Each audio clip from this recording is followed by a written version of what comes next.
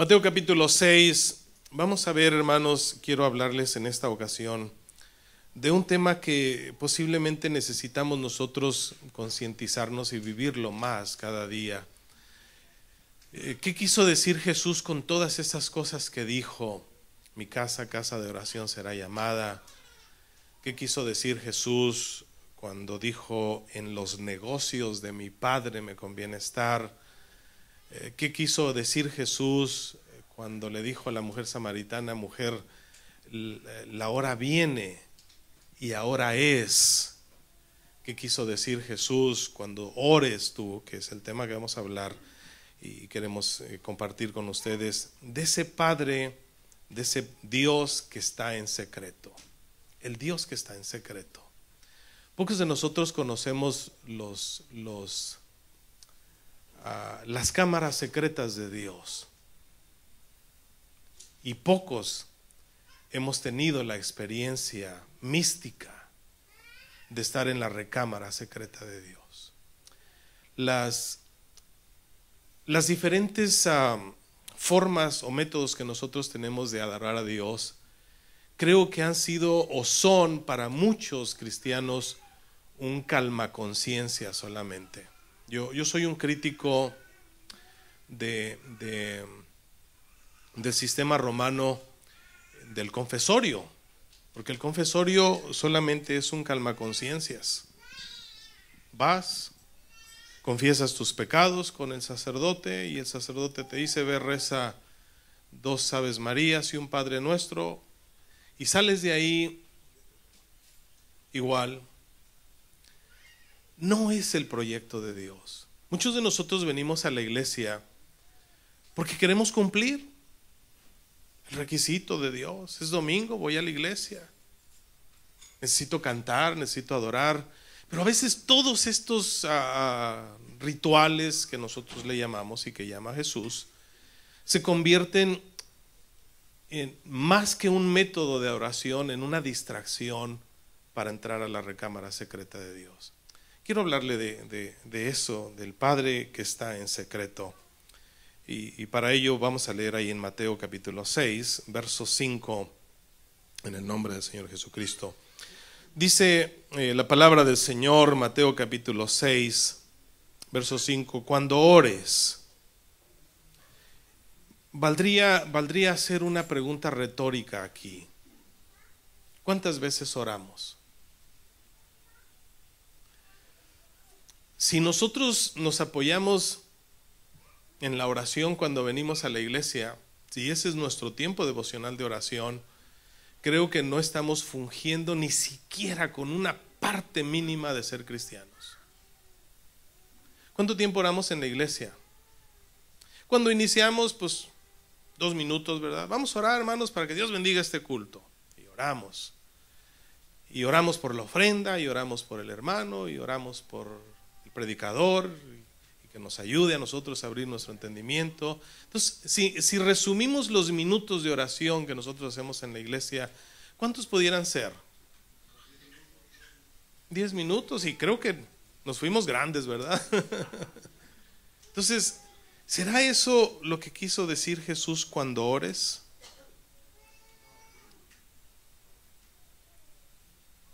¿Cuándo oras tú? ¿Cuándo oro yo? ¿Cuál es tu tiempo devocional con Dios? Vamos a estar viendo esto, es muy importante, creo que es esencial para un cristiano evaluar y considerar esto que Jesús está diciendo en esta ocasión a nosotros. Lo dijo hace 2000 años, pero sigue vigente para nosotros hoy en día. Cuando ores, no seas como los hipócritas, porque ellos aman en orar en pie en las sinagogas y en las esquinas de las calles para ser vistos de los hombres. De cierto os digo que ya tienen su recompensa. Evidentemente no es una recompensa buena, porque es una oración exhibicionista. Y bueno, dice el verso 6, mas tú, otra vez, cuando ores, ¿qué dice el Señor? Entra a tu aposento y cierra la puerta. Ora a tu Padre. ¿Dónde está nuestro Padre, hermanos? En secreto. Un un Padre que está en secreto, un Dios que está en secreto. Y no solamente es un Padre que está en secreto, es un Dios que ¿qué? Que ve en lo secreto. Y hay una satisfacción, hay un resultado por orar de esta manera. Si no lo estamos haciendo, número uno, nos estamos perdiendo de algo, de una miel deleitosa, maravillosa. Y si lo estamos haciendo, y si lo estamos haciendo por cumplir, lo estamos haciendo de una manera equivocada y no vamos a recibir una recompensa favorable. Verso 7, concluyo ahí la lectura, dice: y orando no uses vanas repeticiones, como los gentiles que piensan que por su palabrería serán oídos. ¿Por qué no oramos a Dios y le pedimos que nos dé gracia, dirección y que nos enseñe a entrar a la recámara secreta? Amén. Amado Dios, aquí estamos, Señor, impotentes. Aquí estamos, Señor Jesucristo, desarmados. Nuestra mente finita ni siquiera alcanza a visualizar el proyecto que tú tienes, Señor Jesús, a favor de nosotros. Enséñanos a ser, como tú le dijiste a la samaritana, a ser verdaderos adoradores que te adoren en espíritu y en verdad, en el nombre maravilloso de Cristo. Ayúdame para que esto que tú has puesto en mi corazón no sea algo que distorsione, sino que sea algo que edifique, que cambie, Señor Jesús, las perspectivas, los anhelos que nosotros tenemos a veces tan equivocados. En el nombre de Cristo Jesús, toma mis labios, en el poderoso nombre de Jesús. Amén. Porque nos sienta dándole gloria al Señor Jesucristo. Aleluya. Esta escritura que nuestro Señor Jesucristo menciona aquí, en realidad es una alusión, si pueden poner Isaías 26:20, es una alusión a lo que el profeta Isaías dijo, más bien lo que Dios dijo de su anhelo, de su deseo que Él tiene de que nosotros podamos entrar a ese aposento. Anda, pueblo mío, entra a tus aposentos, cierra las puertas tras ti, escóndete un poquito por un momento entre tanto que pasa la indignación. Es una alusión. Jesucristo está tomando básicamente el mismo sentimiento y lo está expresando para con su audiencia en ese momento y lo está expresando con su audiencia en este momento. Son palabras textuales de nuestro Dios. No lo dijo Pablo, que si lo hubiera dicho estuviera bien. Pero el mismo Señor Jesucristo dice, cuando ores, entra a tu aposento. ¿Qué quiere decir entrar a tu aposento? ¿Qué quiere decir cerrar la puerta? ¿Qué significa? ¿Dónde está ese Padre que está en secreto? ¿Dónde está? ¿Cuáles son los secretos de Dios? ¿Cuáles son los momentos donde uno se debe esconder por un poco de tiempo? Dios no es tan exigente para con nosotros. Un poquito anhela Dios de nosotros que nos escondamos, que nos metamos con Él. Fue el anhelo de Dios para con Moisés. Le dijo Dios a Moisés, dile al pueblo que se vaya, pero tú métete en mi aposento, métete conmigo. Quiero hablar contigo. El anhelo de Dios expresado a través del profeta Isaías es el mismo anhelo que nuestro Señor Jesucristo mencionó en Mateo capítulo 6.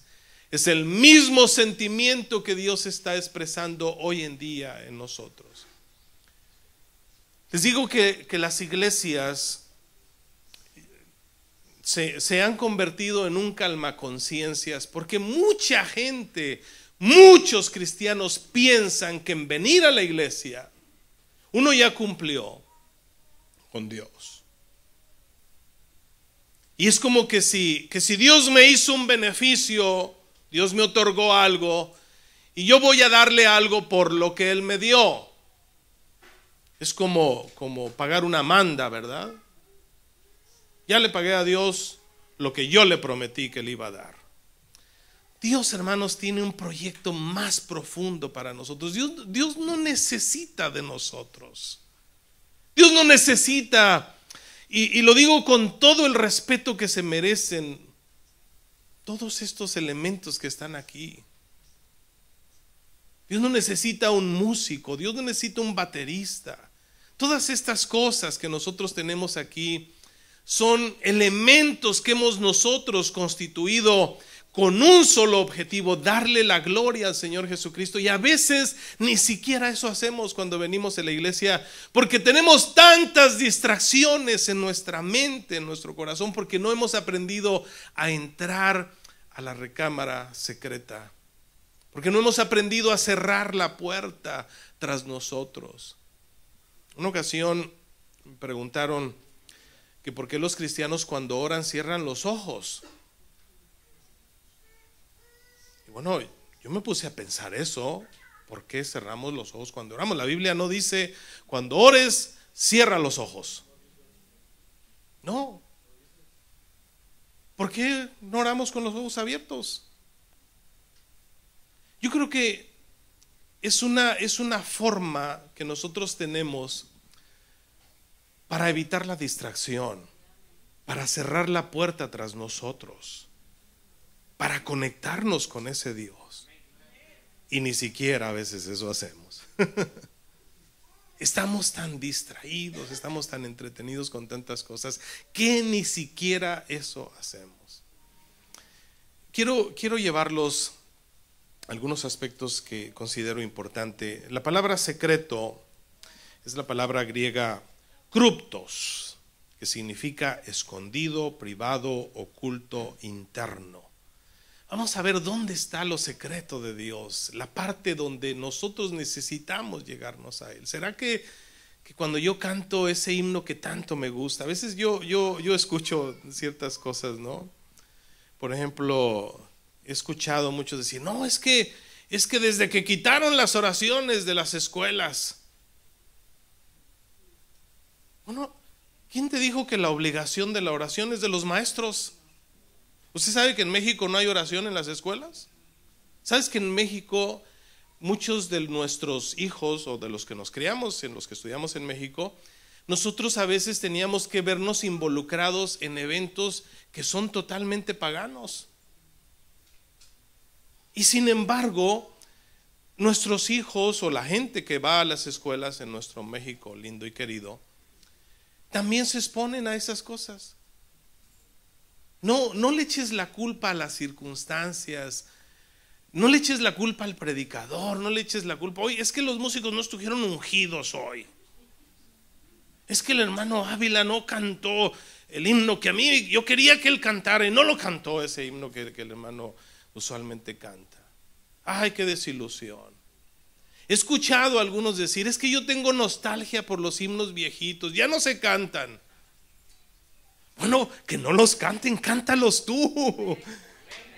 ¿Cuál es el problema? Que no los canten, o que no digan, o que no hagan, o que es que en la iglesia ya no es como antes. No puede uno estar con ese concepto pretendiendo meterse en una autocompasión y en una depresión espiritual, porque el panorama, las condiciones para adorar a Dios siguen siendo las mismas, no han cambiado. Dios está invitando a que entres a tu recámara secreta. Dios está invitando a que cierres las puertas de la distracción. Dios te está invitando a que lo conozcas en lo secreto, y tu Padre que ve en secreto te recompensará en público. Vamos a analizar algunas cosas que considero importantes ahí en Mateo capítulo bueno, leímos Isaías ya, ¿verdad? Pero vamos ahí a San Juan, capítulo 4. Es el encuentro de Jesús con la samaritana. Yo encuentro algunas cosas que considero importantes compartir con ustedes en esta ocasión. Gloria al Señor Jesús. Ese encuentro de Jesús con la samaritana no fue un encuentro casual, era un proyecto de Dios en el panorama de la adoración a nivel universal. No era un proyecto para los judíos solamente, porque los judíos decían que la adoración tenía que ser en Jerusalén. Y los samaritanos decían que era en el monte asignado por sus ancestros. ¿Sabes que yo encuentro algo interesante aquí? Creo que solamente ocurre en Estados Unidos. Y es la cultura de la costumbre de cómo se debe adorar a Dios. Hay un grupo que no voy a mencionar cuál es, pero me llama mucho la atención cómo ellos adoran a Dios. Y tienen una extensión de su organización aquí en Estados Unidos. Y sabes que el método que ellos utilizan allá en sus países donde ellos son es el mismo que utilizan aquí. Por ejemplo, hay iglesias que traen sus patrones de adoración desde sus países y vienen aquí y lo siguen, porque así es como ellos aprendieron. Nosotros tenemos una parte litúrgica, cultural, que también nosotros decimos es que así debe ser, ¿sí? Y nos metemos en un molde y en un patrón que no necesariamente es el proyecto de Dios.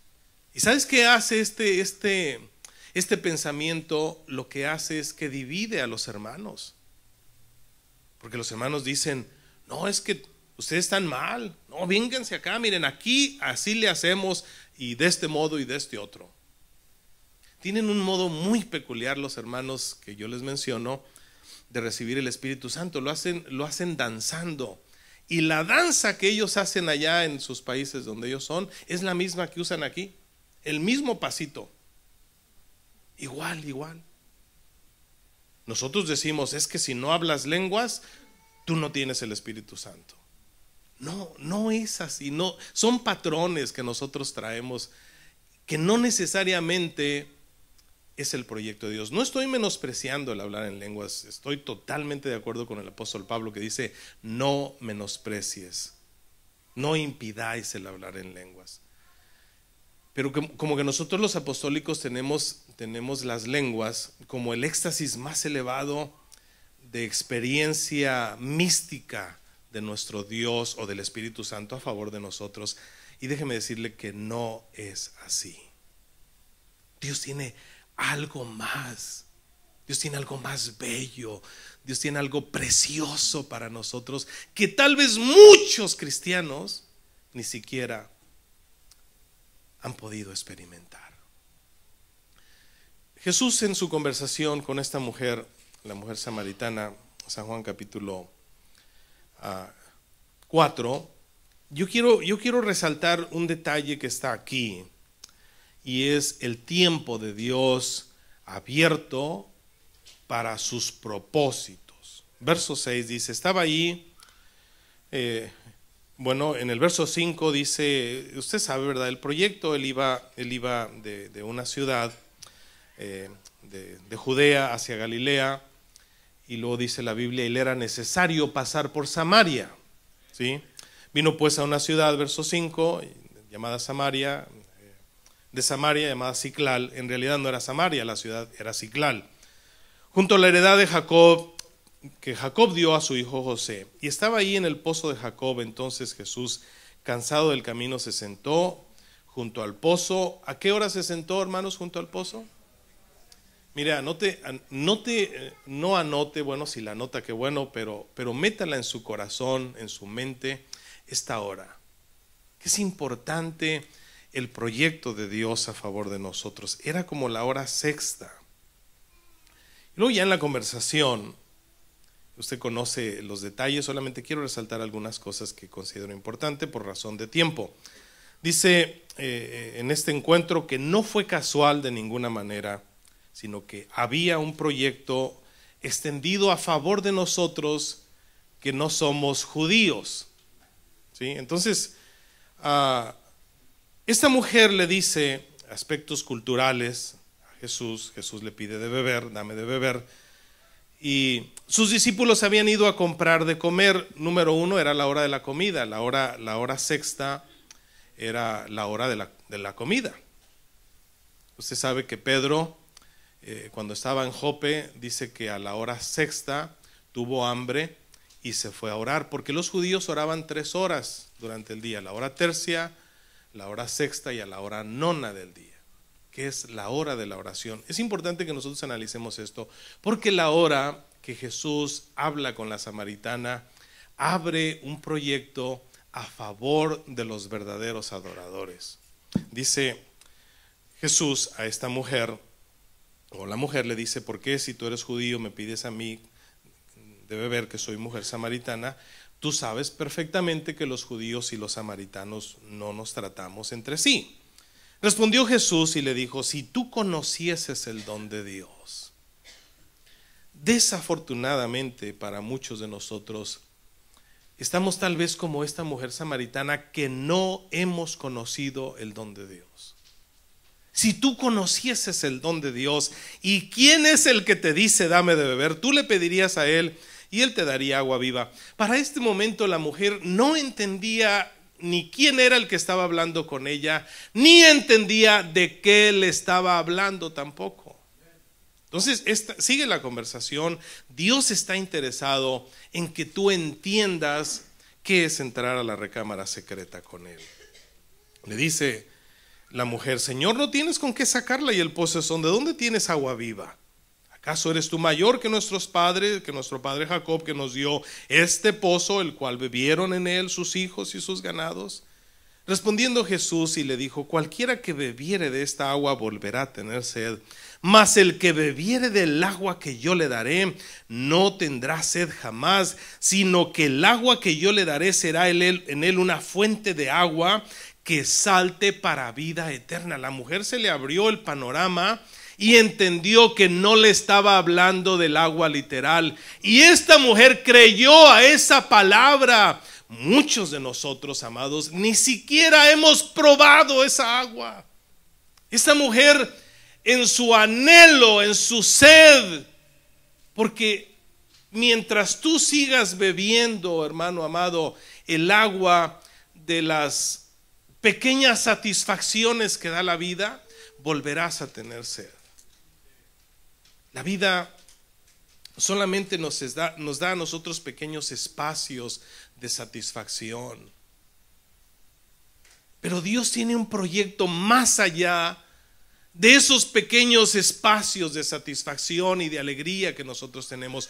¿Cuántos de ustedes se alegran en venir y adorar a Dios, hermanos? Amén, claro que nos gozamos, pero sabes que no es el proyecto de Dios. Es más, creo que la iglesia no debe ser un lugar que te motive a alabar a Dios. La iglesia es un lugar donde nosotros venimos a soltar a Dios todo lo que traemos, a descargarle aquí en este lugar, a hacer lo que dijo David: mirar cuál bueno y cuán delicioso es habitar los hermanos juntos, o honrar a Dios juntos. El cúmulo de actividades. La verdadera vida cristiana no empieza en la iglesia. La verdadera vida cristiana se vive allá afuera, y nosotros venimos a la iglesia a expresarle a Dios nuestra verdadera vida cristiana. Si volteamos la tortilla, estamos en serios problemas. ¿Sí me entiende esa expresión, de voltear la tortilla, verdad? Porque a veces nosotros creemos, voy a ir a la iglesia. Les mencionaba en algunas ocasiones, voy a ir a la iglesia a cargar batería, voy a ir a la iglesia a alabar a Dios, como que si en este lugar fuera el único lugar donde se puede hacer eso. Y no estoy restándole valor ni apreciación tampoco, pero la verdadera vida cristiana no es venir los domingos a la iglesia. Dios tiene un proyecto más intenso, más espiritual, vaya. Pero es un Dios que se oculta, es un Dios que se esconde. Y para encontrarlo hay que meterse a esa parte donde Dios se esconde. Esta mujer le expresa a Jesús algo muy interesante que nosotros debiéramos tener como un anhelo ferviente todos los días. La mujer le dijo: dame esa agua. ¿Cuántos anhelan esa agua que el Señor Jesucristo da, hermano?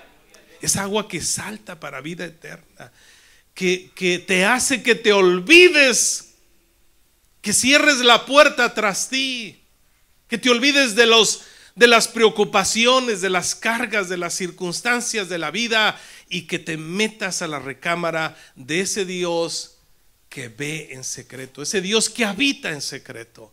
Esta mujer le dice: dame de esa agua para que no tenga sed, para que no tenga yo sed, ni venga aquí a sacarla. La rutina es algo que cansa a los cristianos. La estructura religiosa de la liturgia se ha cambiado mucho. Hoy en día las iglesias se convierten en espectáculos. Los ministerios invierten mucho dinero para crear un espectáculo bueno, porque la gente llega a un punto donde se aburre. La gente llega a un punto donde ya no le toma sabor al asunto. Entonces hay que crearle cosas nuevas. Hay que inventarles unos que danzan, otros que bailan. Hay que inventarles un cantante espectacular. Hay que ponerles luces. Ahora está de moda que las iglesias estén a media luz ahí, y que esté oscuro todo el tiempo aquí, ¿verdad? Oscuro todo, pero luces, muchas luces, y humo, y colores por todos lados, para que la gente, como está oculto ahí, está oscurito, y pues no te distraes mucho, pero tus ojos están puestos aquí. Entonces hay que presentar un buen espectáculo para que digas: wow, qué tremendo estuvo esto. ¿Sabes que hay actividades en las iglesias hoy en día? Y por eso digo que el verdadero objetivo de ser cristiano se ha perdido mucho. Porque la iglesia, los cristianos de hoy en día pagan un muy buen dinero para oír a un Chris Tommy, por ejemplo. Yo veo a ese hombre, digo: este bárbaro, ¿cómo le hace para jalar tanta gente? Un solo hombre.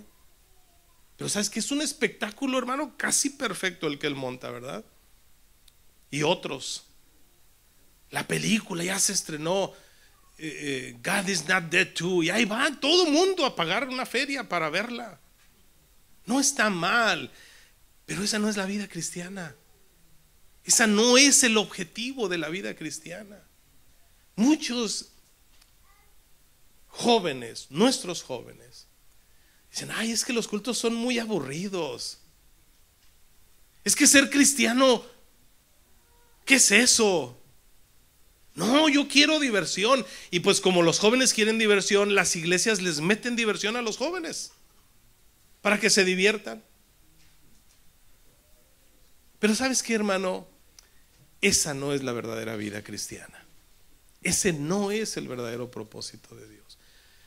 Yo desafío a los jóvenes a que, si son tan atrevidos para hacer cosas que yo admiro mucho que ellos hacen. Por ejemplo, hay jóvenes que se avientan, hermano, a hacer cosas. El otro día estaba viendo un joven de esos que brincan bardas. ¿Sí? ¿Cómo se llaman esos jóvenes? No sé de verdad si tengan un nombre, pero usted sabe que hay muchachos que brincan de aquí, brincan allá, brincan aquí, brincan allá, y hacen mucho ejercicio, y es toda una disciplina. Y de repente este muchacho se le fue un pie por un lado, y va y se estrella en la cara, y no, se puso un trancazazo y no crea que eso lo paró. Sin dientes, él dijo: le voy a seguir a este asunto. Hay jóvenes que hacen cosas que son desafiantes y que no les importa cuánto van a pagar y qué es lo que van a hacer.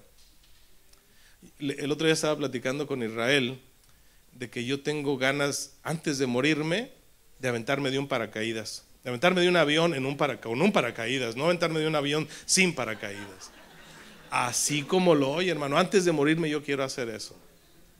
No me da miedo hacerlo. Pero hay jóvenes que pagan muy buena feria y lo hacen porque quieren soltar toda la adrenalina y quieren saber qué se siente. Y así como esas cosas, hay mucha gente que paga mucho dinero por hacer cosas desafiantes. ¿Por qué cuando se trata de Dios, de buscar un reto? ¿Sabes por qué el satanismo es tan exitoso con los jóvenes? ¿Por qué los cautiva tanto? Porque hay sangre, porque hay cosas que te motivan a hacerlas para que veas al mismo Satanás. Y la gente, hay muchos satanistas que hacen cualquier cosa y les dicen a los jóvenes: mira, la tabla Ouija es un medio que muchos jóvenes utilizan porque ven desafiante estas cosas, y le dicen: ve al sepulcro, al cementerio fulano, y ahí vas a sacar un muerto y vas a hacer este ritual, y los jóvenes lo hacen. ¿Por qué cuando se trata de Dios no toman esto como un desafío y de veras te metes con Dios para experimentar si verdaderamente lo que está diciendo Jesús: métete a tu recámara secreta, cierra la puerta de las distracciones tras ti y entiende, y vas a conocer, vas a tener una experiencia mejor que cualquier experiencia que el mundo te pueda otorgar? Porque ese Padre que ve en secreto, ese Padre te recompensará en público. ¿Sabes que ese es el objetivo de los jóvenes? Hacer cosas desafiantes. Ponen lo que hicieron en sus perfiles, ¿verdad? De Instagram, Facebook, y ahí están. ¿Sabes qué es lo que buscan? ¿Qué es esto, verdad? Un like. Ah, me dieron 100 likes. No, eres bien popular. Si tienes poquitos likes, tú no eres muy popular. Entonces, los jóvenes hacen muchas cosas y las exhiben para que los acepten. Pero ¿sabes qué, hermano? Hay un medio, hay un método, hay una forma de ser exitoso, de tener muchos likes divinos. No humanos, no que te hagan un thumbs up, no, que el mismo Padre que ve en secreto te recompense en público. ¿De qué manera recompensa a Dios a sus hijos, hermano? Con tragedias, con fracasos, con dolores, con quebrantos. No, Dios recompensa sus bendiciones, Dios recompensa a sus hijos con bendiciones de lo alto, incomparables, gloria a Dios. Entonces esta mujer samaritana, volviendo a nuestro personaje, le dice: dame, Señor, de esa agua, para que ya la insatisfacción de estar constantemente pretendiendo satisfacer la sed de mi vida con esta agua artificial que yo estoy tomando, ya me harté de venir a este pozo, ya no quiero estar siguiendo. Si ya te cansaste del mundo, si el mundo te desilusionó, si el mundo te decepcionó, prueba a Cristo. ¿Por qué no entras a su cámara secreta? ¿Por qué no entras a ese Dios que está en lo secreto? ¿Por qué no cierras la puerta tras ti? ¿Por qué no entras a tu aposento? Jesús le dijo a esta mujer, después de algunas otras cosas, le dice: llama a tu marido. Ella le dice: no tengo marido. El Señor descubre la verdad de la vida, porque cuando tú entras a esa cámara secreta del Padre, el Padre descubre tu vida. ¿Cómo estás? ¿Cómo vives? ¿Quién eres? ¿Qué haces? ¿Qué te gusta? ¿Qué no te gusta? Y la mujer pues trató de defenderse un poquito: no tengo marido. Y el Señor pues conocía la situación de ella y le dice: bien has dicho, no tienes marido, porque 5 maridos has tenido y el que ahora tienes no es tu marido. Qué tremenda situación. Imagínese usted cómo vivía esta mujer de insatisfecha. Pero en este momento Jesús le estaba diciendo a esta mujer que le hace esta pregunta, le dice, Señor, verso 19, me parece que tú eres profeta. Quiero saber algo más de ti. Esto es meterse a la cámara secreta con Dios, avanzar, ir cerrando las puertas de la duda, ir cerrando las puertas de la falsa moral que a veces nosotros pretendemos manejar. Quitarnos esa máscara de hipocresía que no nos permite, cuando ores, no seas como los hipócritas. Nosotros no oramos una oración para que nos vean nuestro grado de espiritualidad. A mí qué me importa que ustedes sepan o no sepan cuál es mi grado de espiritualidad. A mí me importa y me interesa tener una relación y una comunicación con Él, simple y sencillamente. Pero esta mujer, indudablemente que quería saber, nuestros padres, verso 20, adoraron en este monte y ustedes dicen que en Jerusalén es el lugar donde se debe adorar. Entonces Dios abre, hermanos, una oportunidad para nosotros y le dice, mujer, créeme que la hora viene. La hora viene. ¿Por qué la hora viene? Porque en cierta manera todavía no había venido la hora.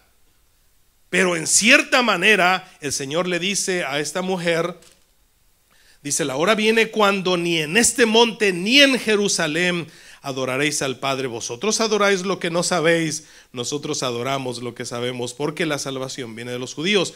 Dice el verso 23, mas la hora viene y ahora es. La hora viene y ahora es. ¿Sería la hora sexta a la que se estaba refiriendo Jesús? Estaba hablando de Él mismo, de su sacrificio, de su muerte que Él iba a tener para darnos a nosotros el acceso y tener la oportunidad de entrar al lugar santísimo. Es la recámara secreta en tipología, no es, porque ya ahorita el lugar santísimo no existe. Las iglesias seculares tienen un lugar santísimo, el santísimo le dicen. ¿A dónde vas? Voy al Santísimo. Y como que meterse a ese lugar, y en ese lugar pues hay muchas cosas, ¿verdad? Que los distraen como ídolos y esas cosas. Pero ellos salen de ahí y se la creen que entraron al Santísimo. Salen de ahí como que fueran no sé qué, ¿verdad? Como nomás les falta un oriol en la cabeza para ser santos. Ese no es, hermanos, el proyecto de Dios. El Santísimo o el lugar santísimo es el lugar donde tú entras sin recursos. Tú sabes que en el proyecto del tabernáculo había tres lugares o tres niveles. En uno se ofrecían holocaustos. Y muchos de nosotros nos conformamos con eso, con ofrecerle a Dios un sacrificio. Es un sacrificio voluntario, no lo pide Dios. De acuerdo a tus posibilidades. Hay quienes, David decía, tú no quieres sacrificios que yo te pudiera dar. Yo te puedo ofrecer 1000 carneros y 1000 bueyes, pero mi vida está en pecado y de esa manera yo no puedo ofrecerte sacrificios. Entonces la gente, de acuerdo a sus posibilidades, 2 tórtolas, 2 palominos, un becerro, un buey. Y bueno, iban y sacrificaban ese animal. Y después de que sacrificaban ese animal, en cierta manera era un espectáculo lo que había ahí. Imagínense al sacerdote destazando al animal, la sangre brotaba y luego lo empezaban a destazar y lo ponían ahí en el altar de los holocaustos y luego salía ese olorcito a carne asada porque tenía que quemarse el cebo. Y luego ahí estaba el penitente viendo su sacrificio. Ay, mira, Señor, lo que te ofrezco. Qué bonito, recíbelo, huélelo, Señor. Mira qué bien huele. Aleluya. Ahí está sintiendo. Y luego se le rociaba la sangre y ya salía tranquilo. Pero salía solamente con un descanso en su conciencia. Pero había un proyecto más adelante. Estaba la fuente de bronce donde se lavaban, porque no podían entrar al siguiente paso sin lavarse en la fuente de bronce. Y en el lugar santo era un proyecto que Dios escogió. Estaban los panes de la proposición y estaba el candelabro. Y en ese lugar los sacerdotes tenían que entrar con incienso, tenían que partir el pan, que es la representación de la palabra de Dios para nosotros, pero ni siquiera a veces la palabra de Dios causa efecto en las vidas de las personas. A veces yo me siento frustrado, o los predicadores, creo que alguna o muchas ocasiones nos hemos visto frustrados porque decimos, hombre, qué tremendo este mensaje les va a pegar a los hermanos en el corazón. Y vimos, hermanos, que los hermanos no comieron, se fueron en ayunas, porque se ha perdido el valor de ese pan, de ese maná que descendió del cielo.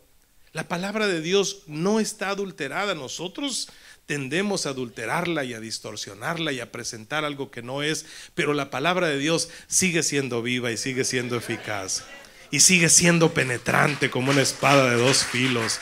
Sigue cambiando vidas, sigue sanando enfermos, porque la palabra de Dios es viva, es el pan vivo, es el maná que descendió del cielo. Entonces los sacerdotes iban al lugar santo y partían ese pan y comían ese pan, que tenía que ser hecho de acuerdo a los requisitos que Dios había establecido.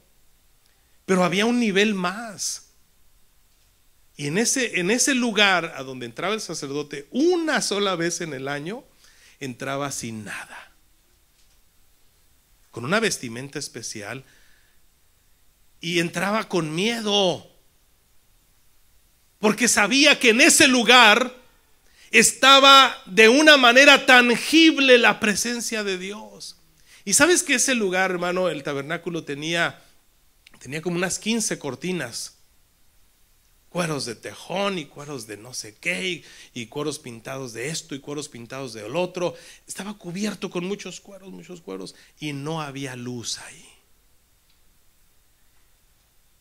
Ahí solamente estaban dos: el sacerdote, el sumo sacerdote, y el Dios Todopoderoso. Y si ese hombre no estaba en condiciones de poder entrar al lugar secreto, al lugar santísimo, ese hombre caía muerto. Y nadie podía entrar. Lo jalaban con una cuerda a ese hombre muerto. Como Nadab y Abiú, dice que ofrecieron fuego extraño que Dios no les mandó y cayeron muertos. Dios, amados, tiene un proyecto para nosotros muy favorable. Quiero llevarlos rápido porque no me quiero entretener tanto en tantos tecnicismos. Vamos ahí a Marcos capítulo 15. Es Marcos quien aborda este detalle del tiempo, de la hora, del proyecto de Dios a favor de nosotros. Dice el verso 25 del capítulo 15 de Marcos 15, 25. Y mire qué interesante es esto. La hora tercera, era la hora tercera cuando le crucificaron. ¿Será que esto es una coincidencia? No hay cabos desatados en Dios. Y luego sigue diciendo, voy rápido, dice cuando lo crucificaron, como a la hora tercera, y lo dice el verso 33, cuando vino la hora sexta. ¿A qué hora era cuando Jesús hablaba con la samaritana, hermanos? La hora sexta, ¿sí? Cuando vino la hora sexta, hubo tinieblas sobre la tierra hasta la hora novena. 3 horas de tinieblas. Esto a nosotros nos dice algo muy interesante, porque después de estas horas de tinieblas, cuando Jesús dice consumado es, se acaban las 3 horas de tinieblas, y cuando Jesús dice estas palabras, ¿verdad? Padre, Padre, ¿por qué me has desamparado? Y cuando dice consumado es, inmediatamente, ¿qué ocurre, hermanos? Se rasgó el velo del templo de arriba abajo. ¿Coincidencia? ¿Casualidad? Hay proyectos en Dios muy definidos para nosotros. Mire, yo encuentro cosas muy interesantes en la palabra de Dios. Por ejemplo, Mateo capítulo 20 habla de cuando esta parábola que Jesús mismo expresó con sus labios, dice que había un padre de familia. ¿Quién es nuestro padre y quién es esa familia? Pues es nuestro Dios, que empezó a reclutar trabajadores para su viña. Y los primeros que reclutó, los reclutó en la mañana. Y usó cuatro reclutas, básicamente, ¿verdad? Entonces la primera recluta la hizo a la hora en la mañana. La segunda la hizo ¿a qué horas? A la hora tercia. ¿Usted sabe a qué horas fue el derramamiento del Espíritu Santo? Hechos capítulo 2. A la hora tercia. Pedro les dijo a los que decían que estaban borrachos: estos no están borrachos como vosotros pensáis, siendo la hora tercia del día. Ahí se estaba abriendo la oportunidad para los judíos, la hora tercia del día. La hora sexta del día se cumple con Cornelio, Hechos capítulo 10. Vamos a leerlo porque yo necesito que usted se enfoque en esto. Aquí se mencionan estas 3 horas, pero vamos ahí a Hechos capítulo 10. Solamente quiero mencionarlo así como un detalle rapidito, porque nosotros necesitamos entender el proyecto de Dios. Dice: Cornelio tuvo una visión, verso 3, vio claramente en una visión como a la hora 9 del día. Pero antes de que Cornelio tuviera una visión, estaba Pedro teniendo otra visión 3 horas antes. ¿Sí? Lo vemos en el verso 9. Al día siguiente, mientras ellos iban por el camino y se acercaban a la ciudad, Pedro subió a la azotea para orar como a la hora sexta. Dios estaba teniendo un proyecto, y usted sabe que se abrió el panorama para los gentiles, la oportunidad para los gentiles. Ningún gentil se había convertido hasta ese momento, y fue precisamente en estas 2 horas, la hora sexta y la hora novena. A la hora novena Cornelio tiene la visión, a la hora sexta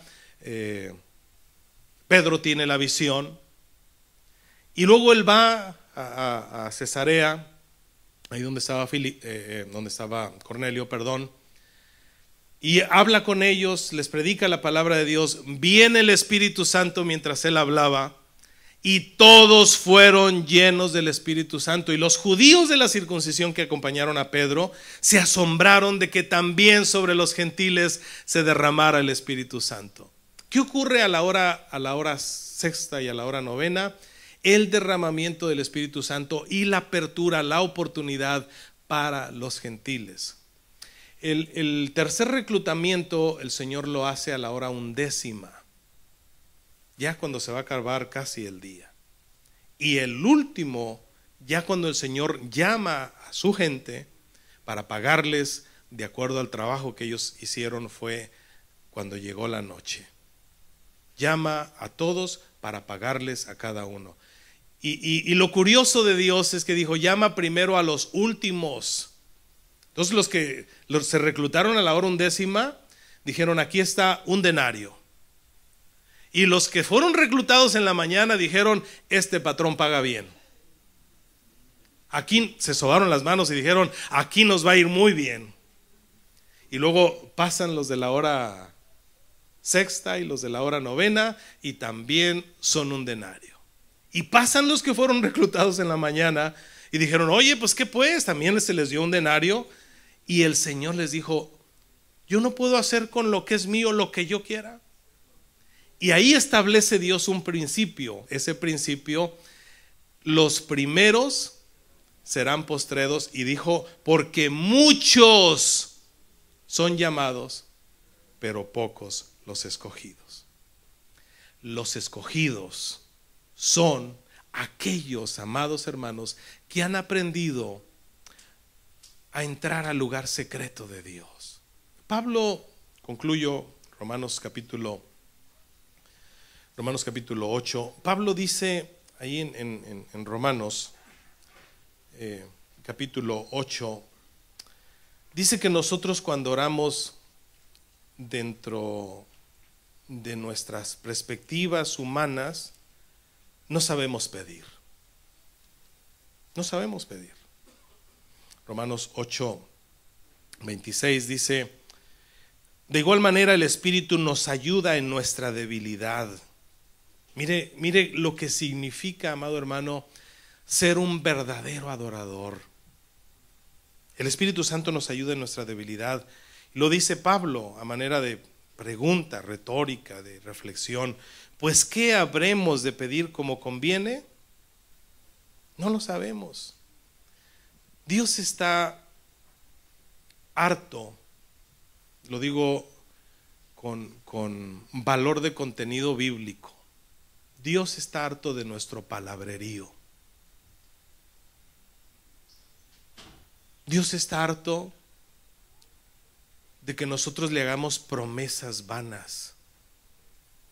Dios está harto de que nosotros pensemos que llevar nuestra vida a las emociones más altas, porque la iglesia se ha convertido en eso, en un promotor de emociones. Y pensamos nosotros que elevarnos al grado más alto de nuestras emociones, eso es una manifestación mística del Espíritu Santo en nuestra vida. No, eso no trae convicciones a nadie. Porque eso que tú sentiste, esa experiencia que tú tuviste basada en emociones, se te va a acabar. Es una agua que no satisface. Pero cuando tú has entrado a la recámara del Señor secreta y Dios te ha visto en su recámara secreta y has sentido esa experiencia maravillosa del Señor, eso se vuelve en una convicción fuerte en tu vida. Muchos de nosotros, amados hermanos, no hemos aprendido a entrar a la recámara secreta, a cerrar la puerta de la distracción en nuestras vidas. Miren, hermanos, no lo digo esto con ninguna intención de arrogancia. Ustedes me conocen y saben que no es así. Yo he estado en lugares que muchos posiblemente quisieran estar. Estuve casi 4 semanas en Alemania. Visité muchos lugares bonitos de aquel lugar. He estado en Israel. He estado en el Muro de los Lamentos orando. Tuve todo el anhelo de quedarme en el Getsemaní orando, porque sabía que ahí había algo especial en ese lugar. Era donde Jesús mismo había orado. Pero el programa del proyecto turístico no nos permitió más que estar como 15 minutos ahí. Y vámonos, porque ahí viene el otro grupo detrás de nosotros. He estado en el Ecuador, he estado en Guatemala, he estado en tantas partes, pero nunca he tenido tanta alegría y tanta satisfacción como en ese lugar secreto de Dios. Ahí se acaban el te pido. Ahí se acaba el dame. Ahí se acaba el ayúdame. No hay enfermedad, no hay dolor, no hay tristeza. Hay una experiencia única de tus labios. No puede salir otra cosa más que un Jesús, porque estás con el Padre que habita en secreto. Te has conectado con Él, lo estás abrazando, lo estás viendo sentado en su trono. Él te está mirando. Tu Padre que ve en secreto se agrada de ti.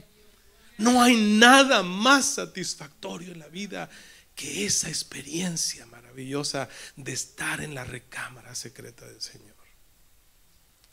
La vida cristiana no son momentos de emoción. La vida cristiana no son espacios de agua que bebemos temporalmente. Cuando tú logras conectar la voz al Espíritu, usualmente es la voz. ¿Qué habremos de pedir como conviene? No lo sabemos, pero el Espíritu, gloria a Dios, pero el Espíritu, gloria a Cristo Jesús, intercede por nosotros con gemidos indecibles.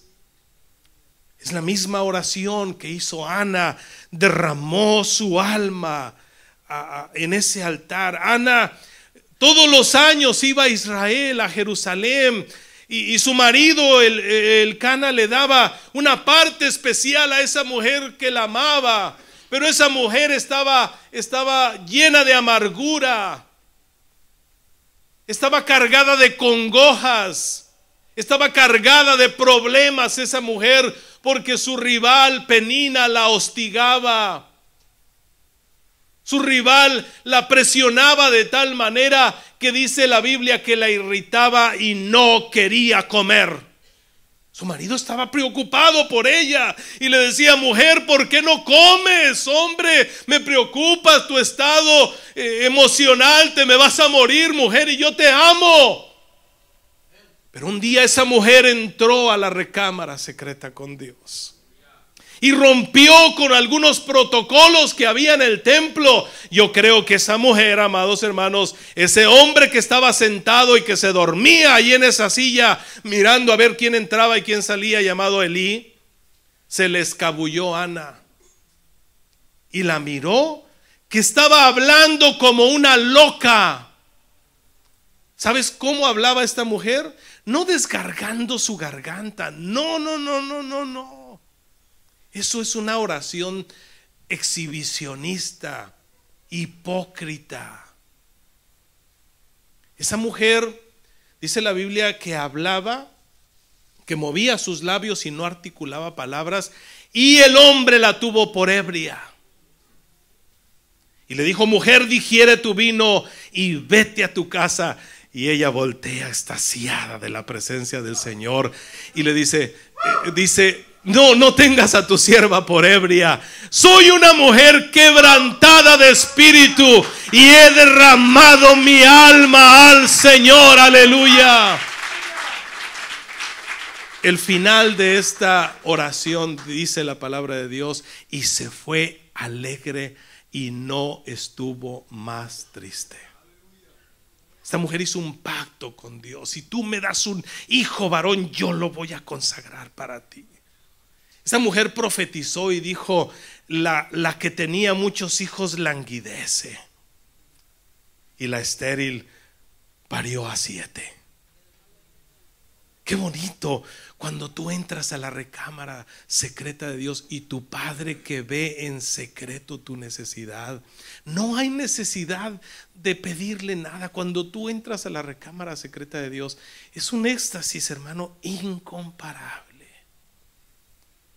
Si uno dedica tanto tiempo para llegar a niveles, los que se dedican a los juegos, de los videojuegos, porque los videojuegos tienen niveles, ¿sí? Y entre ellos, ¿en cuál nivel? ¿En cuál vas? ¿En cuál vas? No, pues que ya llegué al tal. Oh, tú sí. ¿Por qué no escalar los niveles del espíritu? ¿Por qué no cerrar la puerta de la distracción y meternos a la recámara secreta? La recámara secreta no es una recámara en tu cuarto, no. La recámara secreta es que en todas las actividades que tú realices en tu vida rutinaria puedas sentir la presencia de ese Dios que habita en su casa. Mi casa, casa de oración será llamada. ¿Será que se referiría a la casa del templo de Jerusalén? ¿A esa casa se estaba refiriendo Jesús? No, se estaba refiriendo a esta casa donde Él quiere habitar, donde Él quiere vivir, donde Él quiere que tú tengas una experiencia con Él. ¿Qué habremos de pedir como conviene? No lo sabemos, pero el Espíritu y la voz tienen que estar conectados para que la oración sea como la oración de Ana, derramar nuestra vida para el Señor. ¿Sería contradictorio lo que dijo Jesús? Jesús, ¿sabes que el lugar donde Él oraba no era el templo? El lugar preferido para orar, Jesús, no era el templo. Era una montaña, era un huerto, y lo hacía solo. Casi nadie lo acompañaba. Cuando más se extendía su fama, cuando más famoso, cuando más popular se hacía, Él se apartaba a los lugares secretos y oraba. En ese lugar, en ese huerto, en ese jardín llamado Getsemaní. Necesitamos tener la experiencia de un Getsemaní personal en nuestra vida para que nuestra vida como cristianos no sea un tedio, hermanos. Porque aquí va a haber necesidad al rato de pintar este altar de negro y ponerle luces y sacar humo de aquí de adentro para distraerlos, para que se entretengan, para que salgan ustedes bien emocionados y traer bueno, perdón hermano, te iba a decir traer un buen cantante. Esos que contratan, un buen cantante sabe que no, hermano Ávila ni siquiera me avisó que iba a venir, de repente lo vi llegar y hermano, adelante en nombre del Señor. Pero un buen cantante hay que hacerle un contrato para traerlo y pagarle 20, 30 mil dólares. Hay que traerlos para que los distraiga a ustedes, para que tengan una bonita experiencia, para que se conecten con una experiencia mística con el Espíritu Santo. No, hermano, no es así, no son los métodos de un cristianismo legítimo. Un cristianismo legítimo, un cristianismo auténtico es cuando tú aprendes a entrar a la recámara secreta de Dios. Muchos de nosotros, pónganse de pie, ya terminé. Muchos de nosotros, dice el hermano Marino, ¿entendieron, hermanos? Entonces ya para qué hablo. Si ya entendieron. Así termina sus predicaciones el hermano Marino. Pásenle, vamos a orar por ustedes, dice el hermano. Yo creo, hermanos, que la vida cristiana